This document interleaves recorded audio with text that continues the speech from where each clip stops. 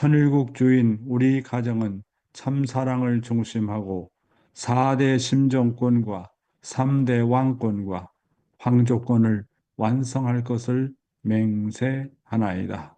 4. 천일국 주인 우리 가정은 참사랑을 중심하고 하늘 부모님의 창조 이상인 천주 대가족을 형성하여 자유와 평화와 통일과 행복의 세계를 완성할 것을 맹세하나이다.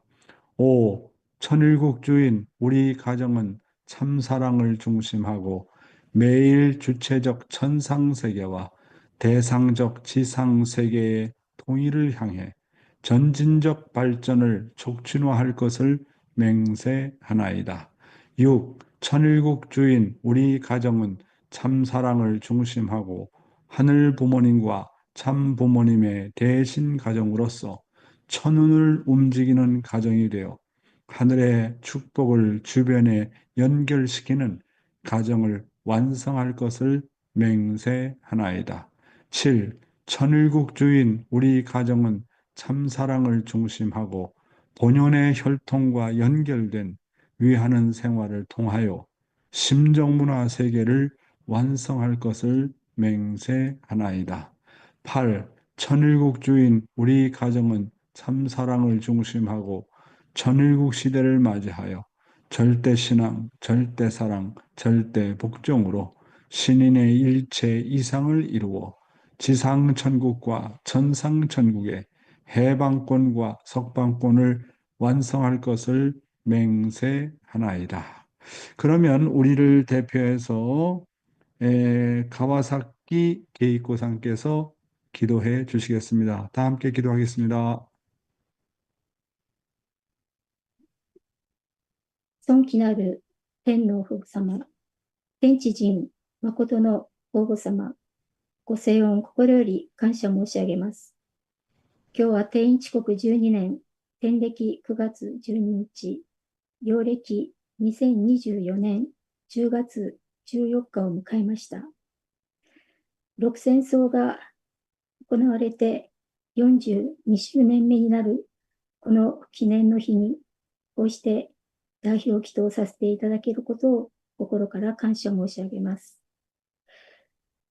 祝福を受けなければ、そして祝福を受けて3日行事をしなければ、神様の直接主関係に入ることはできない私たちであるということを、改めてこの訓読会を通して知らされまして、本当に本当にこの祝福がどれほど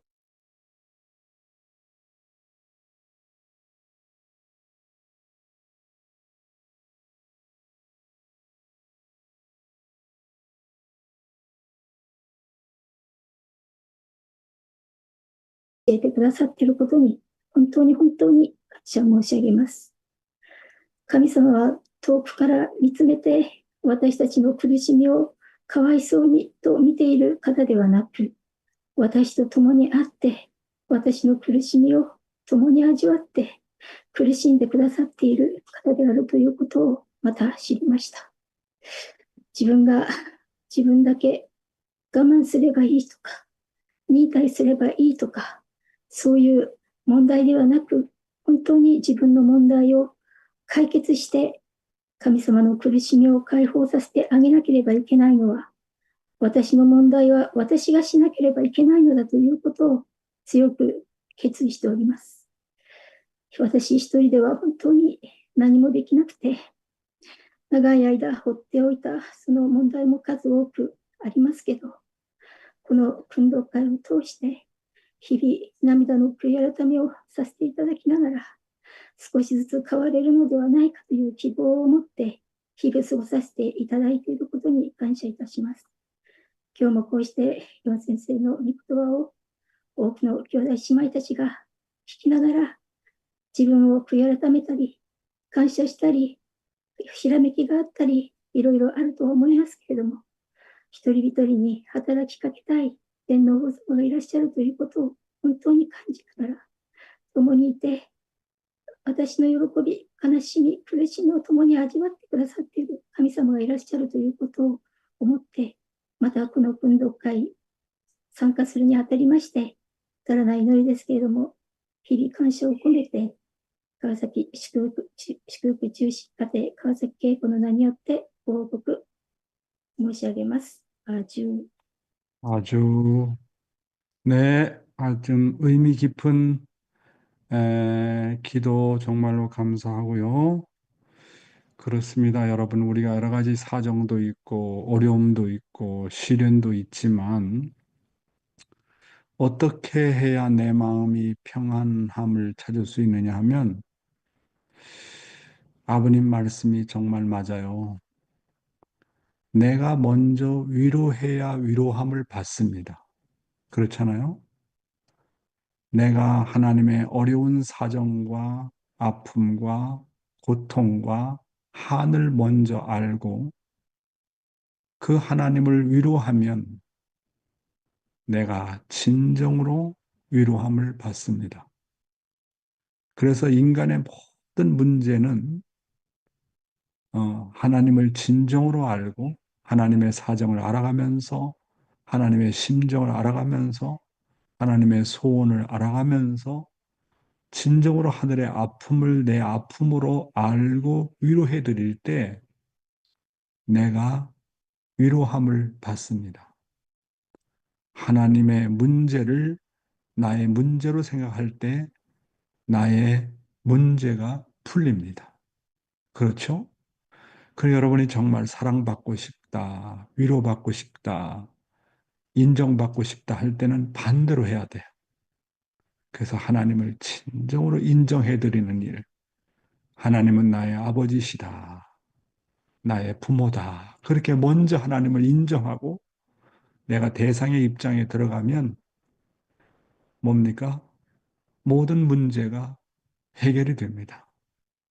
나의 문제보다도 하나님의 문제를 먼저 생각하면 나의 문제는 아무것도 아니다 생각하고 불쌍한 하신 하나님을 생각하면서 눈물이 납니다. 그렇잖아요? 이게 기존의 종교들과 기독교와 우리 교회가 다른 점입니다.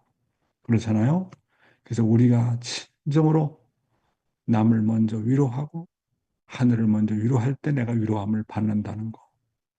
이거 대단히 중요한 내용을 우리는 참 아버님의 삶을 통해서, 참 부모님의 삶을 통해서 우리가 배우게 된다. 이렇게 보게 되겠습니다. 오늘은 육천가정 축복 42주년 기념인 걸로 알고 있습니다. 여기 육천가정들 많이 계시죠? 우리 김동기 장로님, 우리 또 신종옥 권사님 육천가정 42주년인데 42주년 동안에 어떻게 지금까지 참 잘 살아오셨는지 정말 궁금하고 고맙게 또 생각을 합니다. 하여튼 육천가정들 모든 분들을 우리 호리끼리상도 육천가정인 줄 아는데 육천가정들 모든 분들 가와사키 이상을 비롯해서 모든 분들께 진심으로 축하를 드리고 오늘은 10월 13일 또 참 아버님께서 흥남 감옥에서 출감하신 그런 날이 됩니다. 이북 출감일도 되고요. 그 다음에 또 10월 13일 참부모님 천주 축복 또 15주년을 맞이하는 날이기도 한 것입니다. 예, 그러면 감사 소감을 육천가정 대표로서 우리 김동기 장로님께서 오늘 한 말씀 해 주셔야 되겠습니다. 그래서 그동안 얼마나 신종욱 권사님을 사랑해 왔는지 사랑의 고백도 좀 하고, 저도 기억을 못하고 있었는데, 기억해 주셔서 감사합니다. 너무 오래 살았는지, 살다 보니 벌써 다 잊어버렸어요. 아, 하여튼 지금까지 그래도 아웅다웅 싸우면서도 잘 살아온 게 감사하죠. 감사하고, 음, 앞으로도 또 잘 살아가야죠. 음, 그리고 네, 하여튼 언제서나, 어디서나 그래도 저희들 기억해 주시는 영희장님이 계시다는 것도 감사하고, 음, 도움은 못해도 멀리서 응원 열심히 하겠습니다. 감사합니다. 네. 감사합니다. 우리 권사님, 신종호 권사님, 한 말씀 해. 축복 기념일을 맞이해가지고. 어느새 벌써 축복받은 지가 42년이 됐네요. 음, 그동안에, 제가 42년 동안에 무엇을 했나 생각해 보면, 진짜 하늘 음, 앞에 받은 은혜가 많은데, 그 은혜에 음, 다 보답을 못하고 산 것 같고요. 음, 뭐, 정말 감사한 일은 많은데, 제가 다 하늘 음, 앞에 감사를 못 드리고 살아서 죄송하죠. 음. 아이고, 하루하루 네, 살아가는 게 감사합니다. 네, 네, 감사합니다. 감사합니다. 오늘 참석한 우리 정규상 장로가 빙그레이 지금 웃고 있습니다. 그리고 또, 육천가정. 자, 우리 가와사키 케이코상は何月6月聞こえまあ、せん。6点家庭です。어? 6戦争です。소감문 얘기하세요. 간소. 6戦争として。6戦争としてですか。음, と、미고토바노 간소모 이시.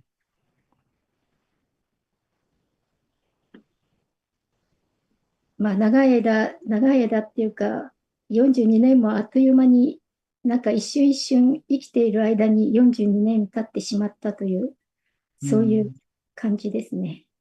음, もう昨日から代表期と言われてから、なんかすごく緊張しちゃって、음, 本当に何をお祈りしたらいいのかなっていうことだけを考えて、本当に日 음, 々緊張して、一日昨日は過ごしてたんですけれども、음, 本当に自分の問題は神様の問題なんだなっていうことで、今 음, 逃げてきたことをもう逃げないで、もうこの先生の訓読会にかけて、絶対に勝利するぞというその決意のもとに、本物になり 음. たいという、それだけを持って日々生きています。本物の家庭 음, になりたいです。愛の家庭になりたいなと決意してま 네, す。以上です。す 아리가또 고자이마스. みません。예, 아리가또 고자이마스. 구보상물 록센소다시. 자, 미나상 록센소 갔대 우리 호리끼리 갔대 뭐 소데스케도. 자, 오키나 학슈 축하합니다. 예, 축하드리고요.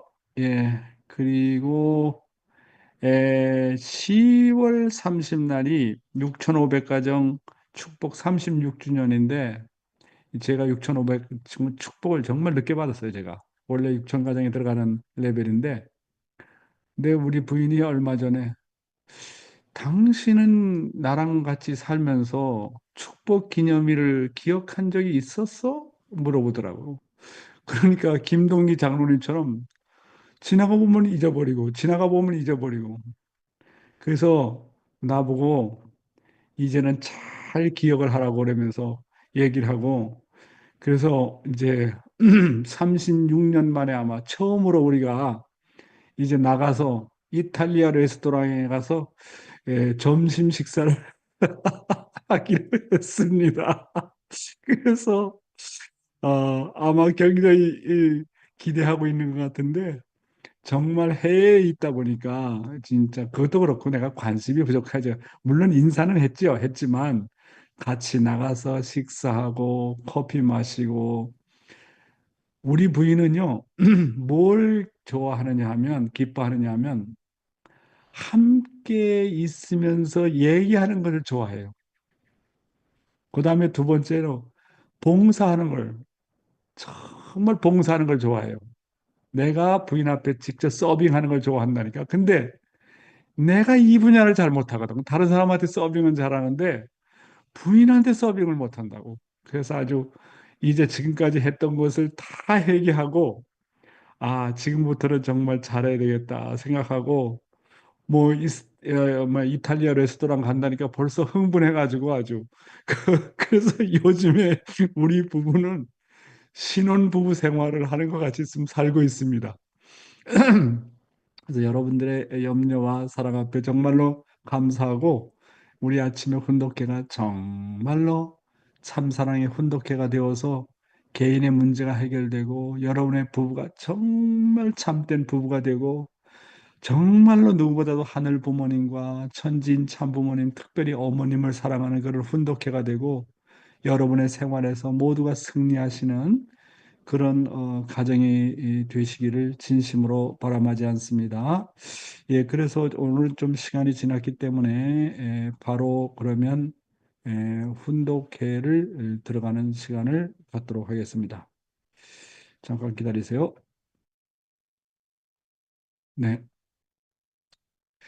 오늘도 조국 광복과 참어머님의 성수무강을 위해서 한국뿐만 아니라 전 세계에서 정성을 들여주시는 천일국 식구 여러분, 안녕하세요. 오하요 고자이마스. Good morning, my dear brothers and sisters. 사와디카. 오늘도 참어머님의 말씀을 먼저 훈독하도록 하겠습니다. 뜻깊은 한일 여성 자매결연의 모임에도 두 나라의 회원 여러분이 동참해서 평탄지 못했던 과거를 잊고 하나님의 참사랑으로 화해와 협력의 신기원을 마련하게 된 것을 진심으로 치하드립니다. 두 나라의 사이에 불행했던 역사도 따지고 보면 인류 투쟁사의 근원에서부터 그 원인을 찾아야 합니다. 인류 조상 아담과 해와가 참부모, 즉 참사랑과 참생명 그리고 참혈통의 시온이 되지 못하고 타락함으로 말미암아 그 후손된 인류가 죄악과 투쟁 속에서 살아오게 됐습니다. 개인이나 국가들 간의 갈등과 종교, 그리고 이념의 대립도 타락 때문입니다.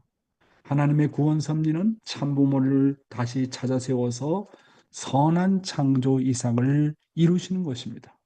문선명 총재님과 본인이 참부모로서 참사랑 운동을 펴는 것도 화합과 통일의 창조 목적을 이루고자 하는 것입니다. 그동안 창조 본연의 가치를 모르는 남성들로부터 여성이 바른 대우를 받지 못했고 오랜 세월 남녀의 차별 속에서 많은 고통을 참아야 했습니다. 이제는 역사 이래 처음으로 도래한 여성 시대를 맞았습니다. 인류의 전을반을 차지하는 여성이 온당한 인권을 누리지 못한다면 평화 세계가 올 수 있겠습니까? 그러니 지금까지 여성 차별하던 그릇된 의식을 바꾸고 사회에서 여성의 역할이 증대돼야 합니다. 정치, 법률, 경제, 사회 등 모든 면에서 여성이기 때문에 차별당하던 모든 제도가 고쳐져야 됩니다.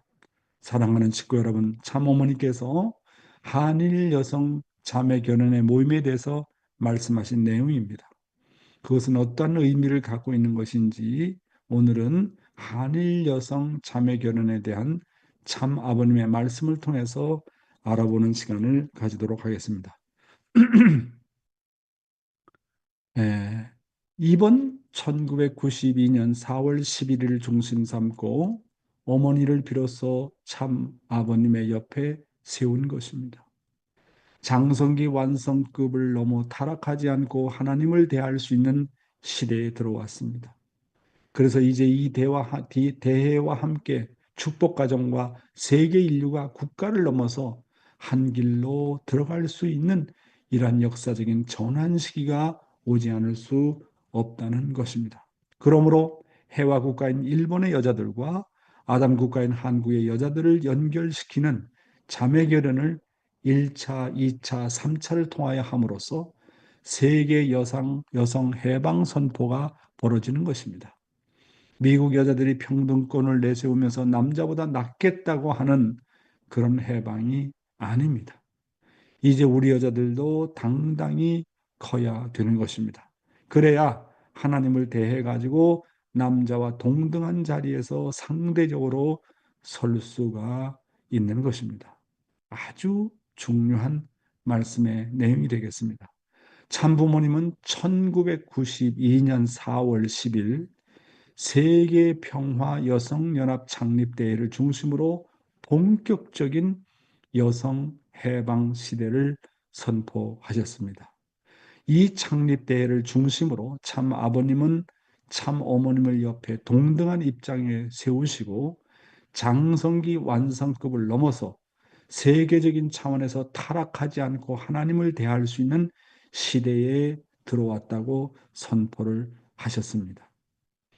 이 말씀은 뭐냐 하면 1992년 4월 10일은 물론 세계평화 여성연합 창립대회를 한 중요한 대회이지만은 사실은 이 시기라고 하는 것은 어머님께서 이제 지금까지의 타락한 해와를 대표를 해서 모든 것을 다 탕감복귀하시고 승리하셔가지고 세계적인 차원에서 뭡니까? 이제 아버님과 동등한 입장에서 탕감을 다 치렀기 때문에 해와가 저질렀던 모든 문제를 이 땅에 참 어머니로 오셔서 모든 문제를 다 해결하고 탕감복귀하셨기 때문에 이제는 아버님과 대등한 자리에서 장성기 완성급을 넘어가지고 완성기의 입장에서 국가적인 차원이 아니라 세계적인 차원에서 새롭게 출발하게 된다는 얘기입니다. 그래서 1942년 4월 10일 전에는 천사장이 중심이 되던 시대입니다. 아담과 해와가 타락함으로 말미암아 천사장이 남자잖아요. 남자가 모든 것을 지배해오던 시대에서 1992년 4월 10일을 기해 가지고 남자와 여자가 동등한 입장에서 이제 출발을 하게 되는 겁니다. 그리고 참 어머님이 중심이 되어서 나가는 시대이기 때문에 참 아버님은 사랑의 시대라고 말씀을 하셨습니다. 사랑의 시대가 본격적으로 출범이 되는 겁니다. 그리고 1942년 4월 11일은 세계평화여성연합의 창립대행과 동시에 여성 해방 시대를 선포하시잖아요. 여성 해방 시대라는 것은 지금까지의 사탄 주관권인 천사장 주관권 시대에서 완전히 해방을 받고 이제 본연의 해화로서의 출발이 시작된다고 하는 것입니다. 여러분, 소생기에서는 뭡니까? 비둘기를 가지고 제물을 드렸잖아요. 아브라함 시대. 그다음에 장성기를 대표해서는 양을 가지고 수컷과 암컷. 그다음에 비둘기도 암컷과 수컷으로 이렇게 나누어서 잘라가지고 갈라가지고 제물을 드렸잖아요. 그런데 완성급에는 어떻습니까? 완성급에는 암소를 제물로 드렸습니다. 암소. 이 완성시대의 마지막으로 모든 것을 총해결하는 것은 암소가 해야 된다. 암소는 사랑을 의미하는 겁니다. 대표적으로 어머님을 의미하는 겁니다. 그래서 마지막 섭리는 모든 것이 어머님을 중심 삼고 모든 문제가 해결되어야 된다고 하는 것을 구약 성경에 미리 보여주었습니다. 알파와 오메가가 같아야 되는 거예요. 그래서 타락이 맨 하나님께서 창조를 다 하시고 맨 마지막에 동물을 창조하시고 그 다음에 아담을 창조하시고 제일 맨 나중에 창조한 것이 뭡니까? 해와입니다. 해와. 아담은 하나님 자신을 상징하고 해와는 여호와의 부인을 상징하는 겁니다. 그렇잖아요. 그런데 해와가 창조의 마지막도 해와고 타락의 시작도 해와였습니다. 그렇기 때문에 결론적으로 마지막 시대에 누가 이 문제를 해결해야 될 것이냐 하는 겁니다. 해와입니다. 해와. 알파와 오메가가 같아야 돼요.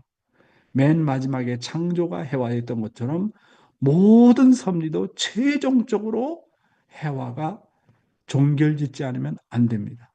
암소가 종결짓지 않으면 안 됩니다. 그래서 아버님께서 성화하시고 나서 아버님의 그 기반 후에 어머님께서 암소의 대표로서 모든 것을 총결산하지 않으면 안 된다는 것이 구약 성경을 통해서도 나와 있고 계시록에도 알파와 오메가가 같다고 말씀하셨습니다. 그렇잖아요. 이게 참 성경이 그래서 놀라운 겁니다. 자매 결혼에 대한 내용을 지금 이 얘기가 나왔는데요. 참부모님은 해와 국가인 일본의 여자들과 아담 국가인 한국의 여자들을 연결시키는 자매 결혼을 1차, 2차, 3차를 통해서 진행함으로 말미암아 세계 여성 해방 시대가 본격적으로 도래함을 선포하셨습니다. 여성 시대라고 하는 말은 여성은 사랑의 중심입니다. 사랑의 시대라고 말씀드리고 싶은 것입니다. 사랑의 시대라 하는 것을 우리는 정말 인식해야 되겠다. 다음 내용입니다. 자매 결혼은 여성 해방과 천상 세계와 지상 세계의 여성을 일체화시키는 운동이다. 이 자매 결혼이 귀한 거예요. 이것이 국경을 초월하여 세계를 연합시키는 운동입니다. 영계의 세계에서도 이 자매 결혼을 통해서 여자들로 말미암아 비참했던 내용이 정리가 되는 겁니다. 여자가 먼저 타락했기 때문에 모든 영계가 갈라져 가지고 분파가 생기고 담벼락이 생겼습니다. 그런데 이 자매 결혼으로 인해서 지상에서부터 해방이 벌어지는 것입니다. 참부모님이 모든 tan간복귀의 원칙에 의해서 여성 해방과 더불어 천상세계와 지상세계의 여성을 일체화시키는 운동을 하는 것입니다. 천사세계는 이걸 반대할 수 없어요. 무슨 말인지 알겠어요? 참부모님이 장성기 완성급에서 해방된 여성을 중심 삼고 국가적인 편성을 하는 것을 사탄세계는 막을 도리가 없다는 것입니다. 그들이 막겠다고 하면 그 나라와 지금까지 남성 중심한 주도권이 점점 망해간다는 거예요. 그렇기 때문에 이것을 계속적으로 해야 된다고 하는 것입니다. 식구 여러분, 자매 결혼은 국경을 초월해서 세계를 연합시키는 운동이라고 말씀하셨습니다. 영계의 세계에서도 이 자매 결혼을 통해서 여자들로 말미암아 비참했던 내용이 정리가 된다고 말씀하셨습니다. 그래서 여성연합이 정말로 활성화돼야 돼요. 여성연합이. 그런데 요즘에 여성연합의 활동을 보면 옛날과 같이 그렇게 활발하지 못하거든요. 그러니까 그것이 우리 교회의 현실을 얘기해 주는 거거든요. 사실은 여성연합이 정말로 중심되는 운동을 해야 돼요. 열심히 해야 돼요. 그렇잖아요. 그래서 여성연합은 여성유엔이라고 그랬습니다.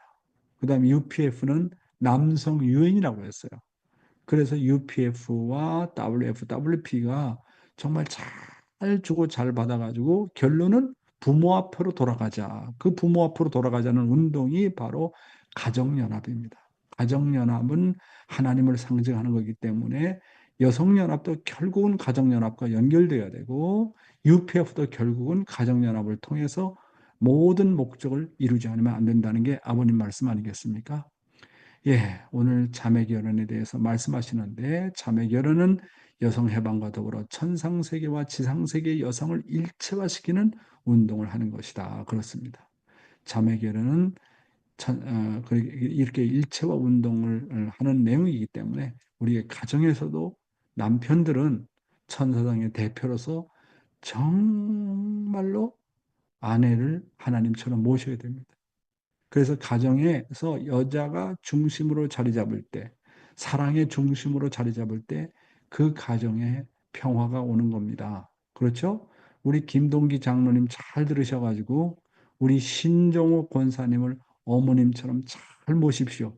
지금도 주관하려고 그러잖아. 그렇게 주관하지 말고 정말 엄마가 중심이 되도록.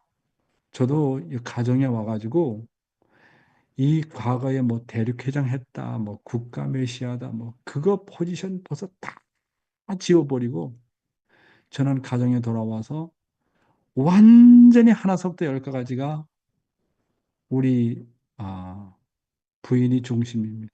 부인이 어머니가 중심입니다. 제가 여기 와서 뭘 바꿨느냐 하면 제가요 매일마다 운동도 하고 지금도 운동하고 있지만 제가 저녁은 안 먹었어요. 저녁은. 왜냐하면 부담이 많이 되기 때문에 안 먹었어요. 그런데 부인이 나한테 와서 하는 얘기가 뭐라고 하냐면, 여보, 저녁 시간은 애들과 같이 밥을 먹으면서 사랑을 교류하는 시간이에요. 심정을 교류하는 시간이에요. 아침은 따로따로 먹을 때가 많잖아요. 각자가 일도 있고 바쁘고, 그리고 점심도 직장에 나가 있을 때고, 가족이 모이는 시간은 저녁 시간입니다. 아빠가 저녁을 같이 들었으면 좋겠습니다. 그러는 거예요. 그래서 4년, 5년 되었던 습관을 바꿨습니다. 왜? 가정의 중심은 엄마기 때문에. 그래서 그 저녁을 먹기 시작을 했어요. 애들과 같이 얘기도 하고 여러 가지 심정의 교류를 하면서 그래서 저는 하나서부터 열까지 야, 지금은 엄마가 중심이기 때문에 엄마를 잘 모셔야 되겠다. 그런 생각을 하고 제가 말씀을 지금까지 선포를 해왔지만 가정에 돌아와서 내가 이것을 실천하지 않는다면 무슨 의미가 있겠습니까? 그래서 4년, 5년 된 습관을 하루아침에 바꾼다는 게 쉽지 않잖아요. 세 끼를 먹으면 부담이 되잖아요. 그러니까 아침은 정말 아주 간단하게 먹고 이렇게 저녁 시간은 가족들과 더불어 보내는 시간을 가지도록 합니다. 그래서 지금까지 내가 했던 습관이고 행동이고 모든 것을 엄마를 중심 삼고 해서 다 바꾼다. 엄마가 중심이다. 나는 천사장으로서 엄마를 잘 모셔야 되겠다. 이 마음을 갖고 사니까 우리 애들이 그래요. 아빠, 엄마가 마음에 여유가 있어 보여요. 아빠가 없을 때는 전체를 책임지고 가기 때문에 언제나 긴장하고 어떨 때는 신경이 날카로운데 아빠가 온 뒤로 가정의 분위기가 많이 바뀌었어요. 그런 얘기를 하는 거예요. 그렇잖아요, 여러분. 여기 오늘 남성분들 계시는데 저를 포함해서 정말로 여성 해방 시대를 맞이해서 정말 부인에게 잘하자고요. 부인이 사랑의 중심이 되도록 남편으로서 천사상 대표로서 우리가 잘 모시는 운동을 전개해 나가야 되겠습니다. 동의하십니까? 네, 생활 원리 직접 주관권인데 시간이 많이 흘러서 본문의 내용은 좀 생략을 하고 바로 아버님 말씀에 들어가겠습니다. 요즘에 계속 제가 직접 주관권에 대해서 말씀하는데 직접 주관권이 너무 중요하기 때문에 그래요. 그래서 아버님 말씀을 또 보겠습니다. 직접 주관권에 대한 말씀입니다. 무엇으로 통일되느냐? 타락으로 인해 가정을 잃어버렸습니다. 사탄 편, 지옥으로 들어갔다고요. 지금 이때의 참가정을 중심하고 직접 주관권으로 연결되는 것입니다. 참부모를 중심 삼고 완성되는 것입니다. 그래서 축복가정과 참부모의 가정이 하나 되는 거예요. 무엇으로 통일되느냐? 그게 종종 메시아입니다. 국가와 연결되어서 하나님과 참부모와 하나됨으로 말미암아 간접 주관권에서 직접 주관권으로 연결되는 것입니다. 그러므로 말미암아 이제 통일이 벌어지는 겁니다. 축복받기 전까지는 타락한 세계의 혈통을 받은 거예요. 축복받기 전까지는 통일교회의 이름을 갖고 축복을 받게 되었지만 축복 후에는 가정연합으로 이행하는 것입니다. 대단히 중요한 말씀. 다시 한번요. 축복받기 전까지는 통일교회의 이름을 갖고 축복을 받게 되었지만 축복 후에는 가정연합으로 이행하는 겁니다. 즉 간접 주관권에서 직접 주관권으로 옮겨지는 것입니다. 그랬습니다. 축복받기 전에는 간접 주관권 내 여러분이 살고 있는 겁니다. 축복받은 후에는 어느 환경권에 살고 있다고요? 직접 주관권의 환경 가운데 살고 있는 거예요. 이게 중요한 거예요. 오늘 가와사키 게이코상이 기도를 했던 것처럼 축복을 받아도 그냥 직접 주관권으로 옮겨지는 것이 아니라 3일 행사를 해야 돼요. 2세는 3세는 축복 자녀들은 반드시 첫날 밤을 치르지 않으면 안 됩니다. 그래가지고 성주만 마시는 축복은 반쪽짜리 축복이에요. 50%짜리의 축복입니다. 온전한 축복이 아닙니다. 그래서 진정한 축복은 반드시 외적으로 거듭나는 혈통전환식인 성주를 마셔야 되고 내적인 혈통전환식인 삼일 행사를 하지 않으면 안 됩니다. 따라서 심정적으로 그리고 생활적으로 변화해서 지옥 세계를 청산해 넘어가야 된다고 아버님께서는 말씀하고 있습니다. 또 다른 아버님의 말씀 보겠습니다. 종종 메시아의 사명과 사탄의 추방. 종종 메시아의 사명을 함으로 말미암아 천사장 몸뚱이가 재림주 몸뚱이로 연결되는 것입니다. 간접 주관권과 직접 주관권입니다. 나라를 복귀해가지고 전환된다는 것입니다. 그러면 나라가 직접 부모님의 세계판도 연결되기 때문에 간접 주관권도 완전히 사탄 세계를 넘어가는 것입니다. 그러니까 사탄은 떨어져 나가는 것입니다. 세계의 중심이 되는 하나님이 지상에 우리 가정들과 나라에 와가지고 자유로 통하기 때문에 사탄은 물러간다 이거예요. 여러분 아주 중요한 말씀입니다. 지금 이때는 참 부모님을 중심 삼고 직접 주관권으로 연결되는 때라고 하는 것입니다. 그래서 모든 축복 가정들은 참 부모님께서 승리하신 기반을 상속받아 가지고 간접 주관권과 직접 주관권을 통일시켜야 됩니다. 간접 주관권과 직접 주관권을 통일시키는 매개체가 바로 뭐냐? 그것이 바로 종족 메시아라고 하는 것입니다. 그래서 종종 메시아의 사명을 하게 되면 하나님이 찾아 세우려는 국가권과 연결되어서 간접 주관권 환경에서 직접 주관권의 환경으로 연결이 된다고 하는 것입니다. 가정연합이 생기기 전에는 통일교회 이름을 가지고 축복을 받았지만은 이제는 축복을 받으면 가정연합으로 옮겨져서 직접 주관으로 직행하는 것입니다. 그래서 가정연합이라는 그 단체의 이름 자체가 직접 주관권 내에서 하나님께서 직접 주관하시는 단체라고 하는 것입니다. 이거 대단히 중요한 말씀입니다. 즉 간접 주관권에서 직접 주관권으로 옮겨지는 그런 환경권을 만들려면 제일 중요한 것이 뭐냐 하면 종족적 메시아의 사명을 다해라 하는 겁니다. 그래서 나의 종족을 찾아서 430가정을 축복을 시켜가지고 나의 모든 종족을 간접 주관권에서 직접 주관권으로 옮기는 일을 해야 된다. 이 일이 바로 인간의 5%의 책임을 완료하는 길이다. 이 일만 모든 축복 가정들이 완료하게 되면 하나님의 나라는 자동적으로 찾아지게 된다. 그런 말씀이 아버님 말씀의 요지가 아니겠습니까?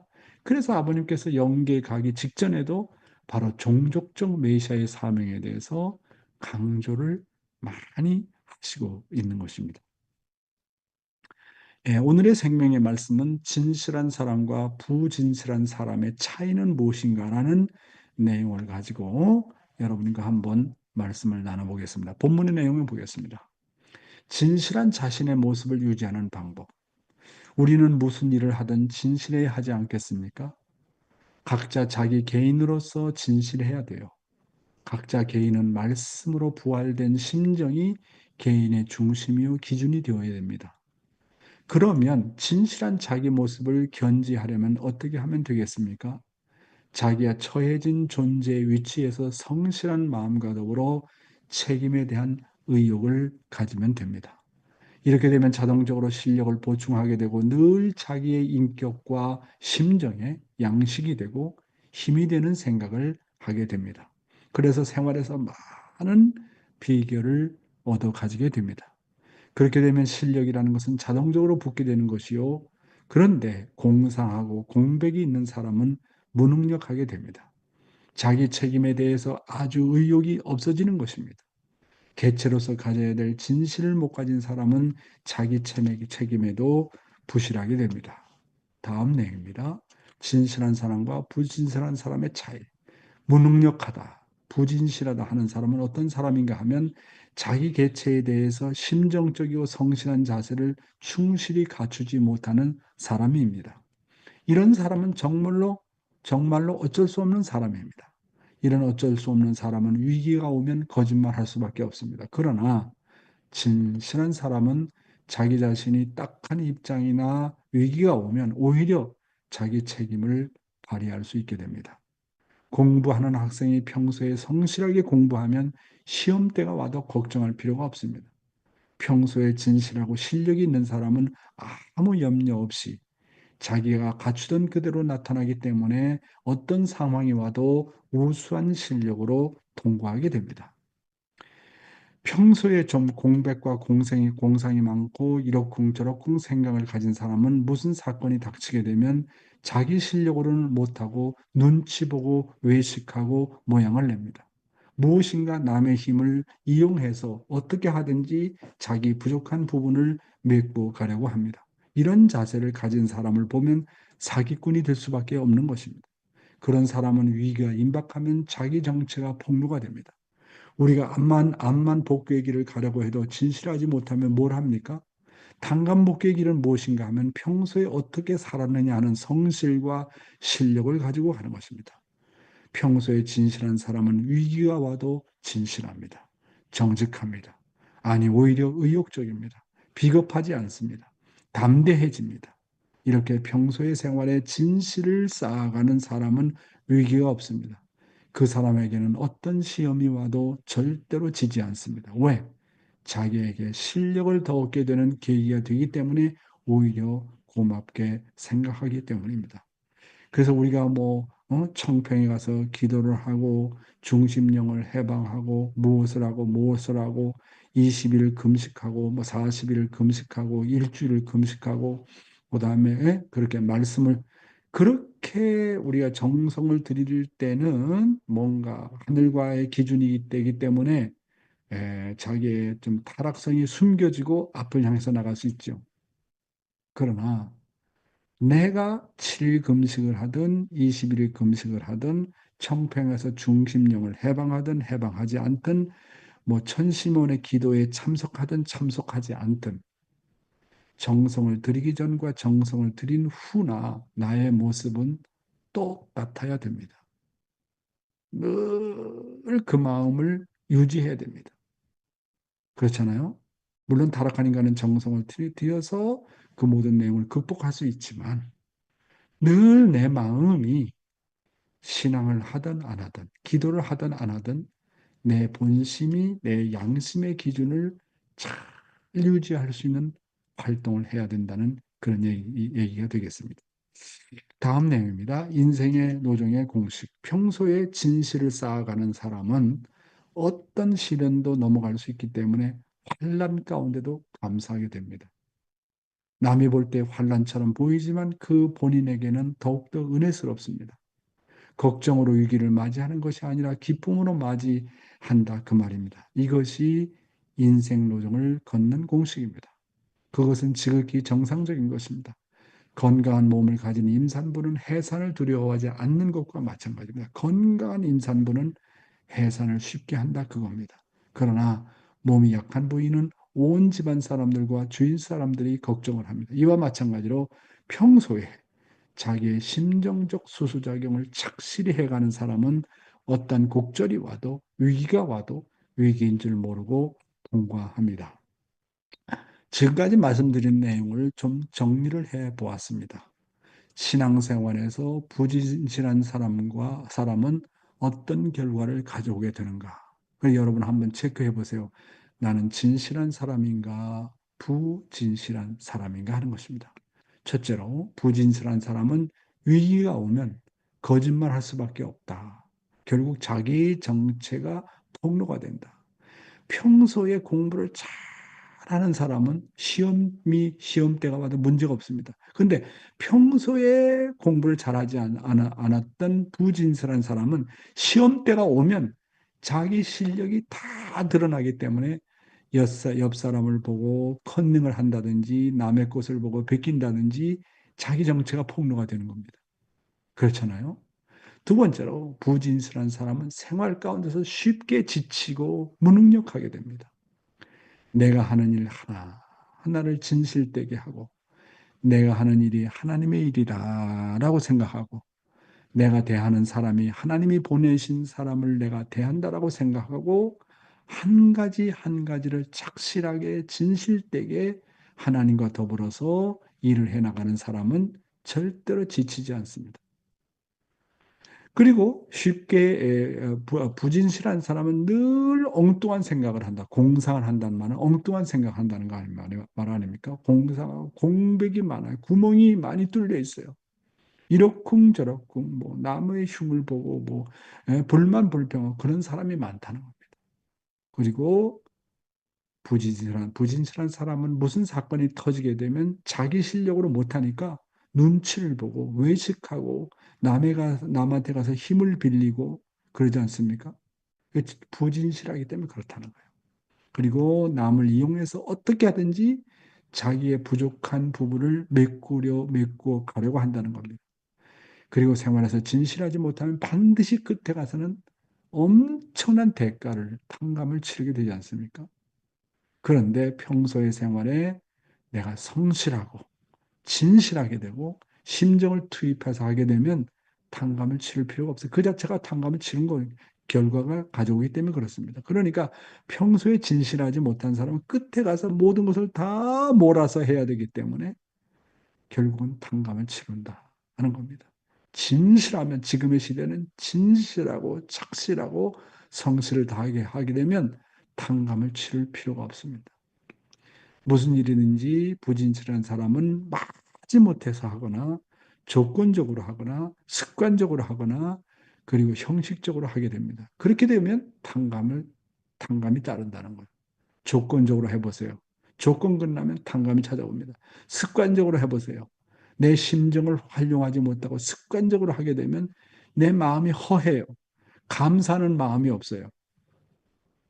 그러나 하나하나가 진실하고 정말 이 일은 내가 세상 가운데서 하는 일이지만 하나님이 주신 일이라고 생각하면서 진실되게 세상 사람을 만나도 저 사람을 하나님이 보낸 사람이라고 생각하고 내가 모시고 함께 하려고 하는 그런 진실된 마음을 가지게 되면 늘 하늘이 역사하시는 것입니다. 반대로 진실한 사람은 어떤 결과를 가져오는가? 첫째로 부활된 심정을 중심으로 매사에 성실하게 임하기 때문에 자동적으로 실력을 보충하게 되고 늘 자기의 인격과 심정의 양식이 되고 힘이 되는 것입니다. 자기 자신에게 위기가 오면 오히려 자기의 책임을 발휘할 수 있는 실력이 나타나게 됩니다. 위기가 오면 오히려 정직합니다. 의욕적입니다. 비겁하지 않습니다. 담대해집니다. 위기를 위기라고 생각하지 않습니다. 그리고 어떤 시험이 와도 절대로 지지 않습니다. 그리고 시험이 오면 올수록 자기의 실력을 더 얻게 되는 계기가 되지 않습니까? 어떤 시련도 넘어갈 수 있기 때문에 환난 가운데서도 감사하는 마음이 나온다. 남이 볼 때는 환난처럼 보이지만 그 본인에게는 더 은혜처럼 느껴지게 된다. 걱정으로 위기를 맞이하는 것이 아니라 기쁨으로 맞이하게 된다. 어떤 곡절이 와도 위기가 와도 위기인 줄 모르고 통과를 하게 된다 하는 것이 진실한 사람의 결과인 겁니다. 오늘 여러분에게 진실한 사람과 부진실한 사람의 차이는 무엇인가 하는 내용을 갖고 여러분에게 말씀을 드렸습니다. 사랑하는 식구 여러분, 정말 우리 하루하루의 생활에 엉뚱한 생각하지 말고 공색하지 말고 구멍이 뻥뻥 뚫린 그런 생활하지 말고 하루하루를 한 시간 한 시간을 순간순간을 영원이라고 생각하고 하나님이 주신 이 시간을 내가 귀하게 사용한다고 생각하면서 진실되게 사는 우리가 되어야 되겠다. 그런 의미를 포함한 말씀의 내용이 되었다고 봅니다. 감사합니다.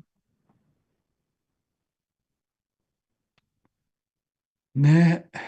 오늘 하루도 이렇게 잘 마칠 수 있어서 감사하고요. 그러면 오늘은 말씀 소감을 들어보는 시간을 가지도록 하겠습니다. 우리 정기상 장로님이 얼굴을 내민 걸 보니까 뭘 한마디 말씀하시고 싶은 것 같은데 정기상 장로님 뭐 한 말씀 하시오.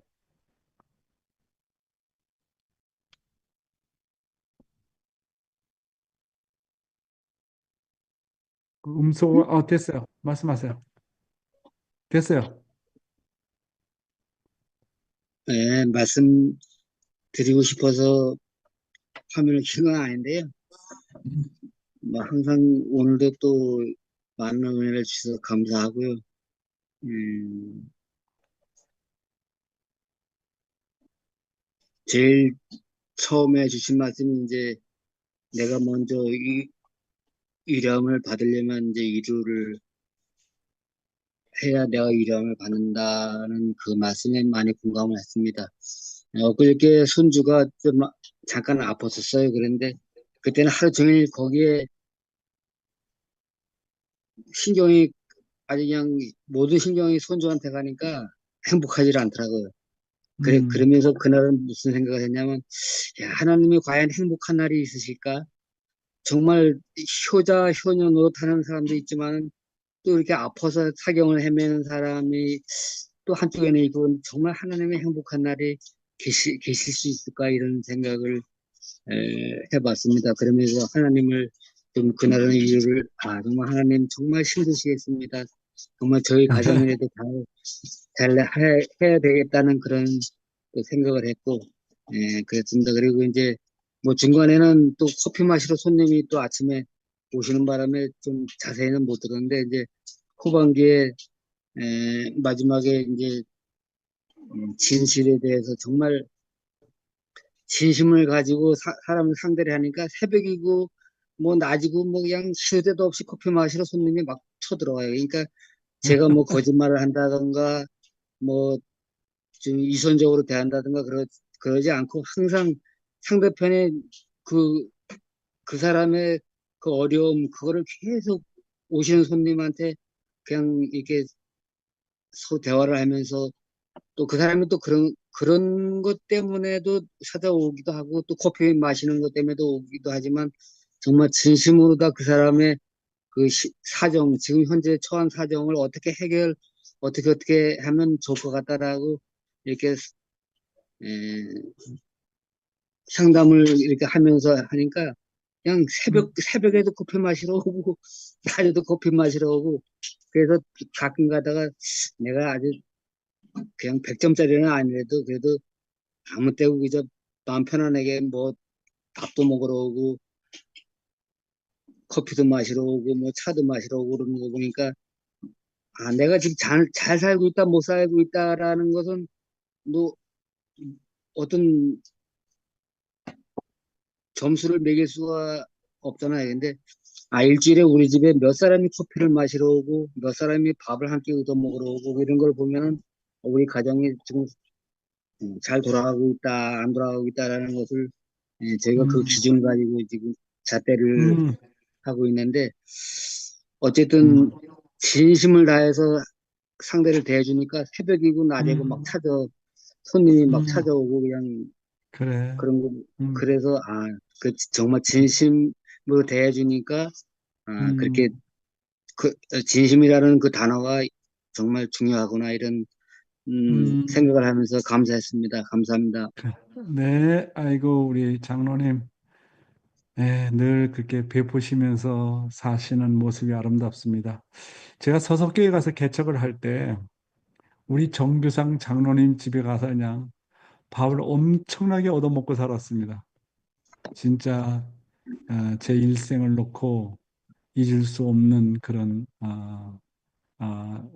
때가 있었습니다. 그래서 우리 정규상 장로님의 아버지가 아주 유명한 분이신데, 정진한 장로님이라고 정말 이분은 마을을 위해서 정말 언제나 베푸시면서 사시는 그런 가정이었습니다. 아버님 말씀처럼 늘 베푸면서 위하면서 진실되게 사는 가정은 절대로 망하는 법이 없다고 그렇게 말씀을 하셨습니다. 예, 오늘은 우리 줌